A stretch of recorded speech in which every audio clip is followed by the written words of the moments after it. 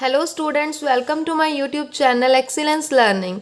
आज के video lecture में हम इक्विवेलेंट नॉर्म्स के बारे में पढ़ेंगे। इक्विवेलेंट नॉर्म्स कैसे डिफाइन करते हैं, कौन सी कंडीशन है कि हम बोलेंगे कि दो नॉर्म्स जो हमने स्पेस के ऊपर डिफाइन करी हैं वो इक्विवेलेंट हैं। उसके बाद हम बहुत ही इंपॉर्टेंट थ्योरम पढ़ेंगे। All norms on a finite dimensional non linear space are equivalent, यानी कि अगर कोई finite dimensional non linear space है उसके ऊपर जितने भी नॉर्म्स हम डिफाइन करेंगे वो सारी इक्विवेलेंट होंगी।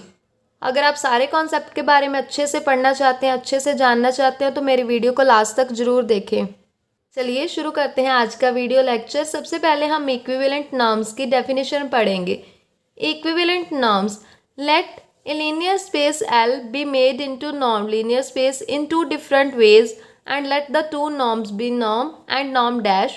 Then these two norms will set to be equivalent if there exists positive number k1 and k2 such that k1 norm x less than equals to norm x dash less than equals to k2 norm x for every x belongs to L. यानी कि हम एक ही linear space पर दो norms define कर सकते हैं और उन दो नॉर्म्स को हम इक्विवेलेंट कब बोलेंगे। इक्विवेलेंट बोलने का मतलब है कि उन दोनों की फिर प्रॉपर्टीज सारी इक्वल होंगी। अगर एक में कोई सीक्वेंस कॉची है तो दूसरी नॉर्म पर भी कॉची होगी। अगर एक में कोई सीक्वेंस कन्वर्जेंट है तो दूसरी नॉर्म अगर डिफाइन करेंगे उसी स्पेस के ऊपर उस पर भी वो कन्वर्जेंट होगी। कब कहेंगे? अगर कोई दो number positive real number k1 k2 मिल जाए such that k1 norm x less than equals to norm x dash less than equals to k2 norm x। ये सिंपल नॉर्म और नॉर्म डैश, फिर ये दोनों क्या हो जाएंगे? Equivalent.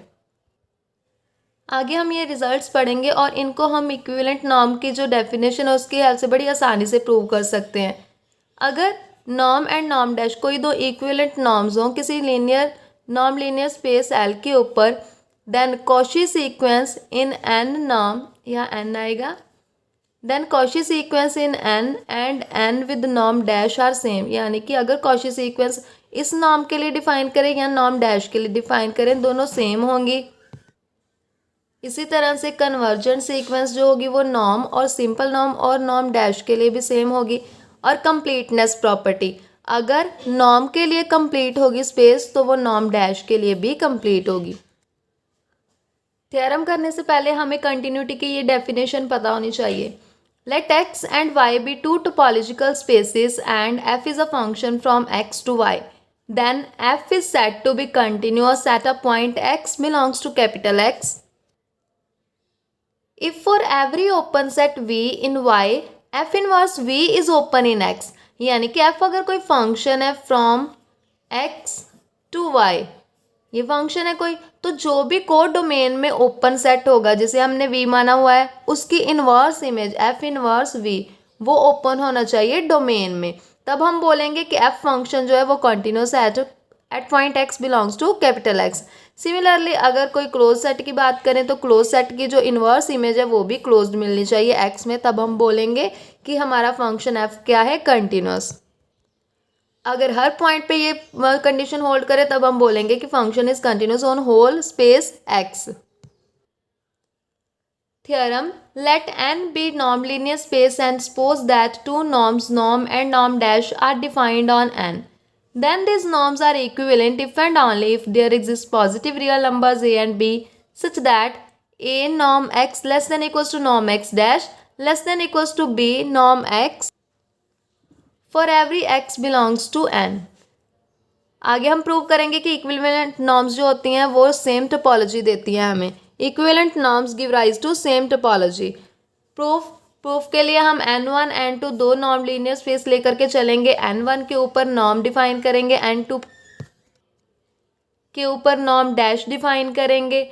Consider a linear transformation t from n1 to n2 defined as t of x equals to x for every x belongs to n। Similarly हम t inverse define करेंगे from n2 to n1 defined by t inverse x equals to x for every x belongs to n। अभी हमने lecture जो continuity का किया हुआ है पीछे, उसमें पढ़ा था कि कोई भी ट्रांसफॉर्मेशन टी कंटिन्यूस कब होती है, अगर वो बाउंडेड हो। उस चीज़ को हम यूज़ करेंगे। अगर आप उसके बारे में डिटेल में जानना चाहते हो तो आप मेरा कंटिन्यूटी पे जो मैंने वीडियो लेक्चर बनाया है उसे देख सकते हैं। उसका लिंक मैं आपको डिस्क्रिप्शन बॉक्स में दे दूंगी। T is continuous if and only if T is bounded.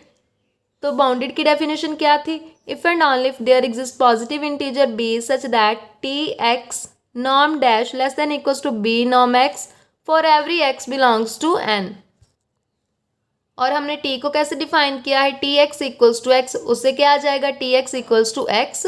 So we will get norm x dash less than equals to B times norm x for every x belongs to n. Give it number 1। Similarly T inverse continuous कब होगा? अगर वो bounded होगा। T inverse is continuous if and only if it is bounded. So there exist positive integer positive number c such that t inverse x norm less than equals to c norm dash। अब जो t inverse है वो n2 से n1 तक है। इसके ऊपर norm dash define है, इसके ऊपर सिंपल नॉर्म डिफाइन है। तब हमने डेफिनेशन क्या लिखनी है? t इनवर्स x नॉर्म, ये पहले लिखेंगे, लेस देन इक्वल्स टू जो राइट हैंड साइड है उसके ऊपर ये डोमेन की नॉर्म आती है। डोमेन पर हमने नॉर्म डैश डिफाइन करी हुई है तो यहाँ पर सी नॉर्म एक्स डैश आएगा। इसको ज़्यादा डिटेल में जानने के लिए आप मेरा वो वीडियो लेक्चर देख सकते हैं। सिमिलरली अब टी इनवर्स एक्स, उसको हमने डिफाइन किया हुआ है एक्स को। So it we will get norm x less than equal to c norm x dash. C अगर इधर ले जाएंगे डिवाइड हो जाएगा 1/c norm x less than equals to norm x dash for every x belongs to n. 1/c को हम a write कर सकते हैं, कोई another positive real number. a norm x less than equals to norm x dash where a equals to 1/c and x belongs to n. Give it number 2. From 1 and 2 we get a norm x less than equals to norm x dash less than equals to b norm x. Give it number 3. तो ये definition किसकी थी? Equivalent norms की। सो हमने prove कर दिया कि norm and simple norm and norm dash are equivalent. आगे हमने प्रूव करना है कि जो दोनों नॉर्म्स है जो हमने डिफाइन की हैं, जो इक्विवेलेंट नॉर्म्स है वो हमें सेम टोपोलॉजी देंगी। Again T is a transformation from n1 to n2 and T inverse is transformation from n2 to n1। ये दोनों कंटिन्यूस हैं। कंटिन्यूस कब होंगी? जो हमने अभी डेफिनेशन की है कंटिन्यूटी की, उसकी हेल्प से देखेंगे। Are continuous if and only if inverse image of open sets. किस में लेंगे ओपन सेट्स? हम ओपन सेट्स लेंगे को डोमेन में। Inverse image of open sets in n2 and n1, n2 and n1, क्योंकि दोनों ट्रांसफॉर्मेशंस की बात कर रहे हैं ना parallel. Under T and T inverse are open in, open किस में होंगी? ओपन होंगी ये डोमेन में, open in n1 and n2। If and only if open sets in n1 and n2 are same. अभी हमने टी ट्रांसफॉर्मेशन ली है n1 to n2 and T inverse है n2 टू n1। सो जो ओपन सेट इसमें है उसकी inverse image इसमें open है। सिमिलरली जो n1 में ओपन है उसकी इनवर्स इमेज इसमें ओपन है। सो दोनों ओपन सेट सेम हो गए। अगर दोनों ओपन सेट सेम हो तब हम बोलते हैं कि दोनों नॉर्म्स जो हैं वो जो दोनों नॉर्म्स हमने डिफाइन की हैं, इसके लिए हमने n1 के लिए नॉर्म सिंपल डिफाइन की हुई है, n2 के लिए हमने नॉर्म डैश डिफाइन की हुई है, तो दोनों सेम टोपोलॉजी देंगे। So from 3 and 4 we get equivalent norms give rise to same topology. Next theorem करने से पहले हमें ये दोनों इंपॉर्टेंट रिमार्क पता होने चाहिए। पहले हम देखते हैं जीरोथ नॉर्म क्या होती है। लेट बी, जिसमें एलिमेंट है e1 e2 e10, be basis of n dimensional vector space vf। हमने वेक्टर स्पेस vf के लिए कोई बेसिस मान लिया, n डायमेंशनल है तो बेसिस में n एलिमेंट होंगे, वो हमने मान लिए e1 e2 en। For any x belongs to V, there exists unique scalar alpha1, alpha2 and so on alpha n such that। हमें पता है कि बेसिस की डेफिनेशन क्या होती है। अगर जो भी बेसिस होता है हमारे पास, तो वो जिसका बेसिस होता है, V का बेसिस है जहाँ पर, तो V के जितने भी एलिमेंट हैं उनको हम लिख सकते हैं as linear combination of elements of basis. तो यहाँ पर बेसिस के एलिमेंट e1 e2 en है, उनको हम लीनियर कॉम्बिनेशन जो भी x एलिमेंट v का होगा उसे हम लिख सकते हैं as linear combination of element of this basis. तो क्या आएगा हमारे पास x equals to summation i equals to 1 to n alpha i e i. इसको अगर खोल के लिखें तो यही आएगा ना हमारे पास, alpha 1 E1 plus alpha 2 E2 plus so on alpha n En। तो ये जो एलिमेंट्स हैं बेसिस के हैं, इनको हमने लिख दिया एज लीनियर कम्बिनेशन ऑफ, जो x एलिमेंट है उसको हमने लिख दिया as linear combination of elements of basis b। तो ये इसका साथ में क्या है, स्केलर मल्टीप्लाई होते हैं। एलिमेंट जो होगा स्पेस का वो ऐसे डिफाइन होगा, और इसके ऊपर अगर हम नॉर्म डिफाइन करें, इसको बोलते हैं जीरोथ नॉर्म। वो कैसे डिफाइन होगी, maximum of these alpha i. यहाँ इसको अगर ओपन करके लिखें क्या आएगा, maximum of alpha 1 alpha 2 alpha 3 so on up to alpha n। ये सारे मॉड में आएंगे। This is called zeroth norm, और इसे कभी कभी हम ऐसे भी डिनोट करते हैं नॉर्म इन्फिनिटी। और ये फाइनाइट डायमेंशनल नॉर्म होती है, क्योंकि इसके लिए हमें फाइनाइट बेसिस मिल रहा है। Second, a continuous function on compact set is bounded and attain it's bound. अगर कोई कंटिन्यूस फंक्शन हम कॉम्पैक्ट सेट के ऊपर डिफाइन करेंगे तो वो फंक्शन हमेशा बाउंडेड होता है, एंड वो हमेशा अपने बाउंड जो है वो अटेन करता है। बाउंड क्या होते हैं, इन्फीमम एंड सुप्रीमम, हमेशा उसे अपने इन्फीमम और सुप्रीमम मिलेंगे। अगली थ्योरम, ये बहुत ही इंपॉर्टेंट थ्योरम है। All norms on a finite dimensional norm linear space are equivalent. इसकी दूसरी डेफिनेशन क्या हो सकती है, स्टेटमेंट क्या हो सकती है, all norms on Euclidean space r power n and unitary space c power n are equivalent. क्योंकि ये दोनों स्पेसिस क्या होती हैं, फाइनाइट डायमेंशनल होती हैं, तो इन दोनों के ऊपर भी जो भी नॉर्म डिफाइन होगी वो क्या होगी, इक्विवेलेंट। यहाँ अगली स्टेटमेंट क्या हो सकती है, all norms on LPN space are equivalent, क्योंकि ये स्पेस भी फाइनाइट डायमेंशनल होती है। अगर आपको ये स्टेटमेंट आए तो भी हम यही प्रूव करेंगे, अगर ये आए तो भी, और अगर ये स्टेटमेंट आए तो भी यही प्रूव होगा। तो चलिए इसका प्रूफ देखते हैं। प्रूफ में let n with norm function be a finite dimensional norm linear space with E1 E2 En a basis for n। अगर n फाइनाइट डायमेंशनल है, सपोज करते हैं उसकी डायमेंशन क्या है, n, और अगर n डायमेंशन है तो उसके बेसिस में भी n एलिमेंट होंगे। Consider a norm infinity from n to set of reals defined by norm infinity equals to maximum of alpha i mod i between 1 to n। ये zeroth norm की definition है जो अभी हमने remark में की थी। Mark it as number 1 where x कैसा एलिमेंट होगा, summation alpha i e i. क्यों, क्योंकि x एलिमेंट किस में से ले रहे हैं, हम n में से ले रहे हैं, बिलोंग्स टू n, और n का बेसिस क्या है ये, तो n के सारे एलिमेंट इस बेसिस के एलिमेंट्स के लीनियर कॉम्बिनेशन की तरह लिखे जा सकते हैं। So x equals to summation alpha i e i summation varies from i equals to 1 to n। हम ये शो करेंगे कि ये जो नॉर्म है और ये नॉर्म इन्फिनिटी है, जिसे हम जीरोथ नॉर्म भी बोलते हैं, ये दोनों क्या हैं, इक्विवेलेंट।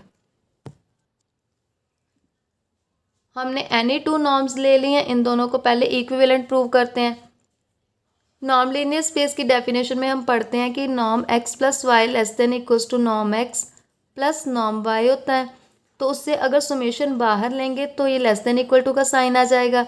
और एक और प्रॉपर्टी होती है alpha x norm equals to mod alpha norm x. तो ये अल्फा मॉड होकर के बाहर आ जाएगा क्योंकि स्केलर है, अंदर आ जाएगा अल्फा आई नॉर्म।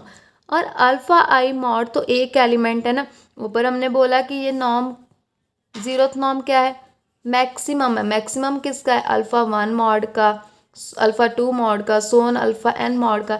ये तो मैक्सिमम है ना, सारे एलिमेंट से बड़ा है। सो अगर इसकी बात, ये मैक्सिमम है, इसकी बात मैं किसी एक एलिमेंट से इसका कंपैरिजन करूं, ये अल्फा 1 मॉड एक एलिमेंट है और ये क्या है, मैक्सिमम सबका, तो ये हमेशा ग्रेटर देन इक्वल टू हो सकता है, या ग्रेटर होगा या इक्वल होगा। यानी कि हम बोल सकते हैं कि ये क्या है, मैक्सिमम है ये सारे alpha 1 alpha 2 alpha n mod का। तो अगर एक पर्टिकुलर मेंबर की बात करूं अल्फा 1 मॉड, तो वो तो छोटा ही होगा ना इससे, या इक्वल हो सकता है। So we get less than equals to summation norm zeroth norm of x alpha i norm by using number 1। अभी हमें पता है कि नॉर्म फंक्शन क्या होता है, always positive, greater than equal to zero होता है ये। सो ये norm e i greater than zero summation करेंगे तो भी जो पॉजिटिव रहेगा। इस सारे नंबर को हमने पुट कर दिया K2, we write here equals to zeroth norm x K2। So we get norm x less than equals to K2 norm zeroth norm of x for every x belongs to n, give it number 2। ये x कोई n का element है, उसके लिए ये result hold कर रहा है। और अगर x और y दो n के मेंबर लो तो x माइनस वाई भी n में जाएगा, क्योंकि n क्या होती है, वेक्टर स्पेस। तो वेक्टर स्पेस में ये जो लीनियर कम्बिनेशन होता है एलिमेंट्स का वो भी उसी में जाएगा। सो यही रिजल्ट जो होगा x माइनस वाई के लिए भी ट्रू होगा। क्या लिखेंगे, x minus y norm less than equals to K2 zeroth norm x minus y for every x y belongs to.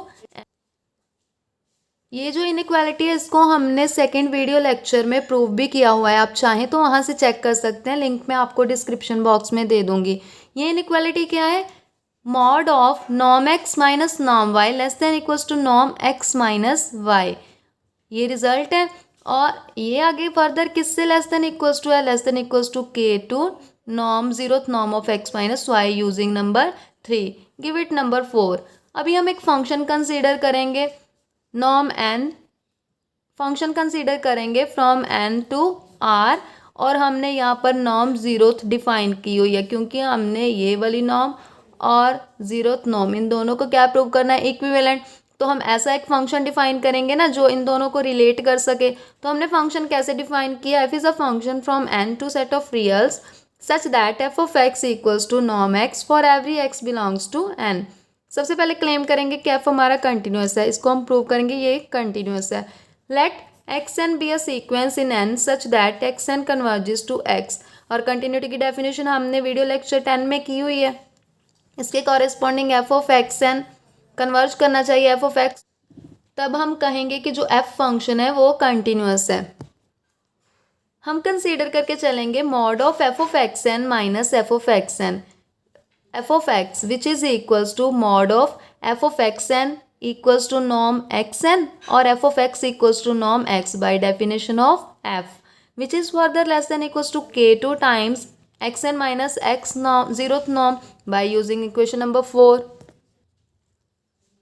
और हमने एक्स एन क्या मानी हुई है, कन्वर्जेंट एक्स में। सो एक्स एन अगर एक्स को कन्वर्ज कर रही है तो norm x n minus x infinity norm, क्योंकि एक्स एन सीक्वेंस एन में से लिया और एन इस वक्त हमने इन्फिनिटी नॉर्म पे डिफाइन किया है। तो x n minus x norm infinity will converge to zero as n tend to infinity. So this mod converge to zero as n tend to infinity.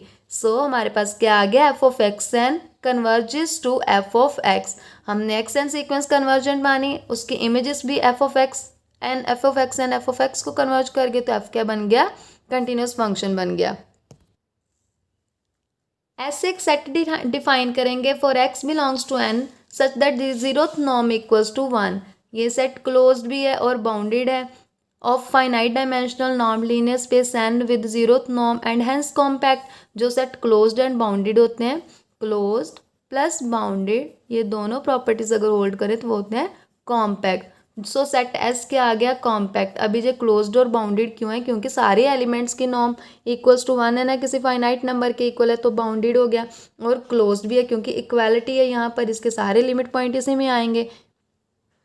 Because F is continuous real valued function, continuous real valued function है तो S set के ऊपर क्या attain करेगा, अपने bound attain करेगा। Bound हमने मान लिया इन्फीमम अटेन करेगा, इन्फीमम और सुप्रीमम दोनों लेगा। हमें यहाँ पर इन्फीमम की ज़रूरत है, हमने ये ले लिया। ये कहाँ से आया, जो हमने रिमार्क पढ़ा कि अगर कोई कंटिन्यूस फंक्शन है कॉम्पैक्ट सेट पे डिफाइन किया हुआ है तो वो अपने बाउंड अटेन करेगा। तो यहाँ पर हमने एफ भी कंटिन्यूस प्रूव कर दिया हुआ है, और एस क्या है, एक कॉम्पैक्ट सेट है, तो एस सेट के ऊपर एफ फंक्शन क्या लेगा, अपने बाउंड लेगा। अगर फंक्शन इन्फीमम अटेन कर रहा है वो किसी पॉइंट पे आएगा, वो पॉइंट हमने मान लिया x naught. There exist x naught point belongs to S such that f of x naught, function इस पॉइंट पे क्या लेगा, अपना infimum.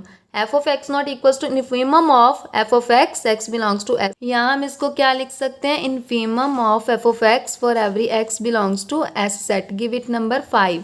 Since x naught S में से और एस में कौन से पॉइंट है जिनकी जीरोथ नॉर्म 1 है, सो एक्स नॉट की जीरोथ नॉर्म क्या होगी, 1। सो एक्स नॉट जो होगा वो नॉन ज़ीरो नंबर होगा, क्योंकि ज़ीरो नंबर की तो नॉन ज़ीरो नहीं हो सकती हमारे पास। सो एक्स नॉट जरूर क्या होगा, non zero number. So f of x naught, इसकी इमेज क्या आएगी, x naught norm.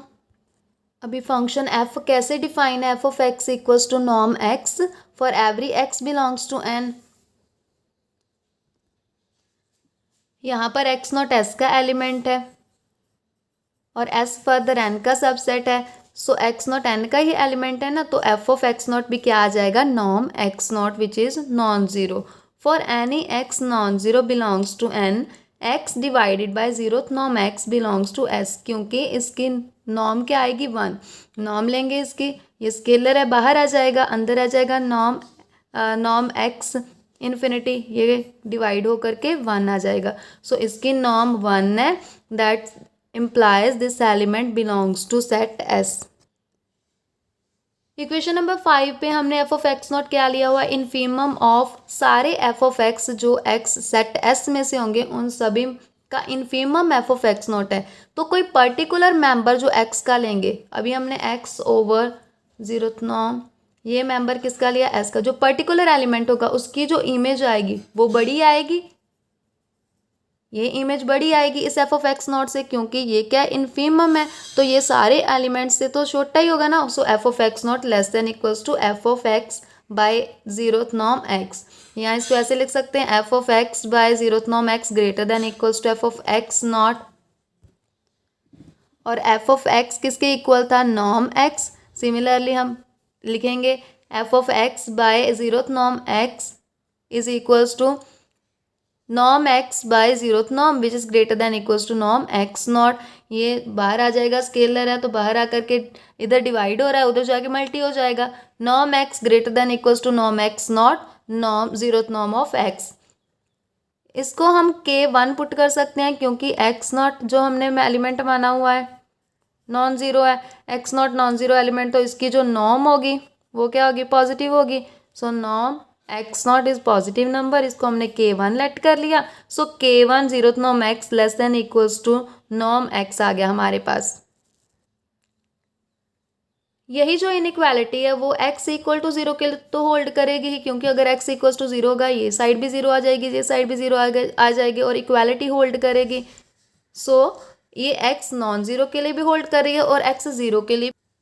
So we get K1 zeroth norm x less than equals to norm x for every x belongs to n, क्योंकि हमने non zero के लिए भी prove कर चुके हैं और ज़ीरो के लिए भी प्रूव कर चुके हैं। From second and six equation, six equation में K1 zeroth norm less than equals to norm x है, और सेकेंड इक्वेशन में क्या है, norm x less than equals to K2 zeroth norm. इन दोनों को कंबाइन करके आ जाएगा K1 zeroth norm less than equals to norm x less than equals to K2 zeroth norm for every x belongs to n। ये किसकी definition थी, equivalent norms की। So zeroth norm and simple norm, ये दोनों क्या हो गए, equivalent. ये दोनों आर्बिट्रेरी हमने कोई नॉर्म्स डिफाइन करी थी, यानी कि कोई भी दो नॉर्म्स हम डिफाइन करेंगे फाइनाइट नॉर्म लीनियर स्पेस के ऊपर, finite dimensional norm linear space के ऊपर, तो वो हमेशा ही इक्विवेलेंट आएंगी। तो ये दोनों क्या है, पर्टिकुलर केस हैं इसी थ्योरम के, कि सारी नॉर्म्स जो होंगी Euclidean space R power n और unitary space E power n will be equivalent, क्योंकि ये दोनों फाइनाइट डायमेंशनल है। सिमिलरली LPn जो होती है विद नॉर्म फंक्शन, ये भी फाइनाइट डायमेंशनल होती है, तो इसके ऊपर भी जितनी नॉर्म्स डिफाइन होंगी वो सारी इक्विवेलेंट होंगी। होप आपको आज का वीडियो लेक्चर अच्छे से समझ आ गया होगा। अगर आपको मेरी जो वीडियो अच्छी लगे इसको औरों के साथ शेयर भी करें, मेरी वीडियो को लाइक करें और चैनल को सब्सक्राइब करना ना भूलें। Thank you.